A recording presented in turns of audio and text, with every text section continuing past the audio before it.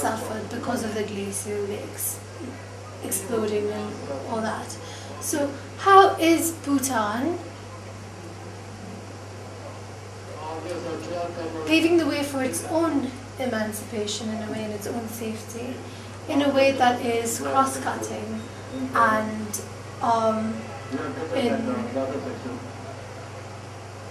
fellowship with the other nations? What we are doing is simple, because we believe that to reduce the impacts of climate change, every country and every government has a role, and we are playing our role to minimize climate change and its impacts. And so we have said that Bhutan will always be carbon neutral. We made that declaration, and we will continue to work. Well, and we will also participate. Firstly, we will play our role in ensuring that Bhutan does not contribute to the climate change issues in terms of the emissions, etc. here. And secondly, we will continue to actively work with the international community so that globally we tackle this problem together. So that is what we are doing, both in the national level as well as at the international level. We have to work together, because we cannot leave it to the international community alone. True. But also nations alone cannot, how much impact can we mitigate in Bhutan? We are a small country, Yes. land-wise, etc. So it has to be a global effort. So it's inwards and outward Yes, looking. yes. Also, Your Excellency, when it comes to, what was I going to say? Climate change. Oh yes, of course. Bhutan's played many leading roles in the United Nations as a member of ECOSOC and as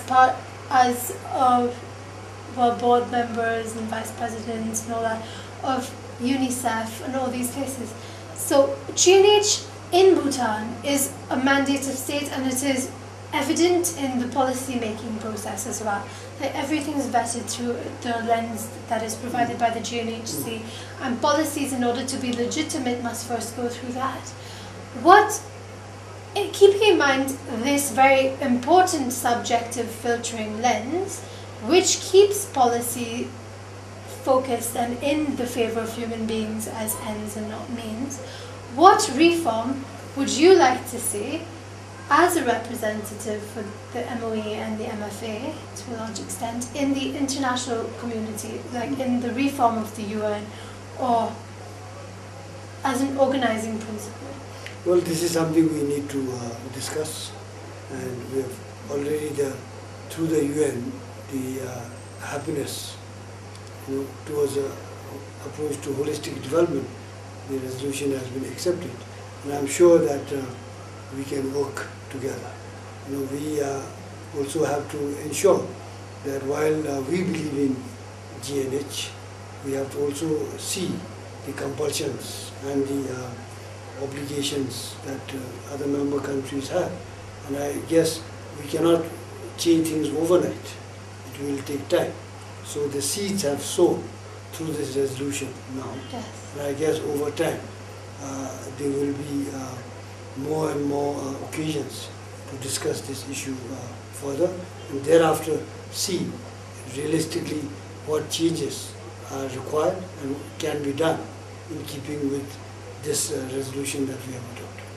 Okay, Lingpo, I'm going to ask you to be very critical of foreign affairs now. We know its successes, but where do you think Bhutan's foreign affairs have scope to improve in keeping with GNH? Well,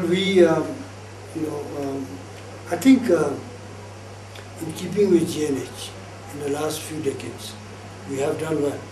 We have good relations with all countries.